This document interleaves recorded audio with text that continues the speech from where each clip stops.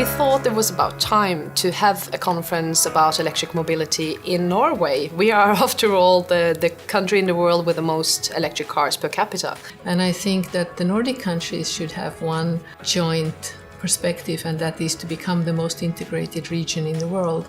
It's a community, and We are. it's not actually a very large community. Even internationally. Internationally. It's very interesting to learn from what the Nordics are doing at this moment. And you see, of course, big differences between Norway and Sweden, for example, but both are interesting for their own phase where the market is.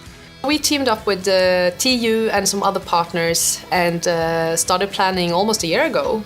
Every government is looking for job creation of green growth, and I think we will come up with something from this conference.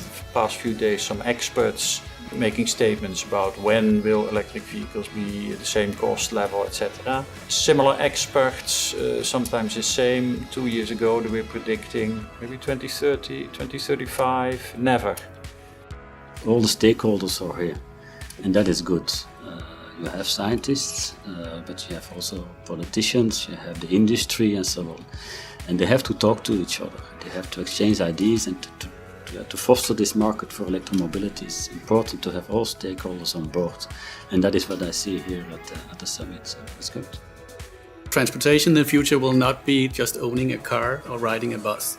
It will be consuming mobility in an all different way than you do today. And in that sense, this ultra-fast charging network, which we sort of announced today, will be part of the backbone of what will be the future. It will be the next generation of charging. And so for consumers, I think this is what you need charging-wise if you want to reach the mass market. It's important to show commitment and long-term commitment, because then everyone can rely on it and plan with it. Yeah. And that's why we're very open about what we do so early, to give a clear signal to everyone that this is what we're heading and we're committed and we will go there and we will reach this goal. Rely on us and work with us. Yeah. And this is why it is important to voice this. We really have to do more with the Nordics, even though the natural tendency is to try to cluster us with Latin Americans. Now want to find a way for a lot of the very smart people in this conference to help us. Costa Rica. I have found one. I mean, 10, 15 years ago, they thought the diesel cars were very good. And now nobody dares to say that was a wrong decision. They kill people. From the day that you buy an EV, every day after, it's actually getting cleaner. And you can't say that with a gas car.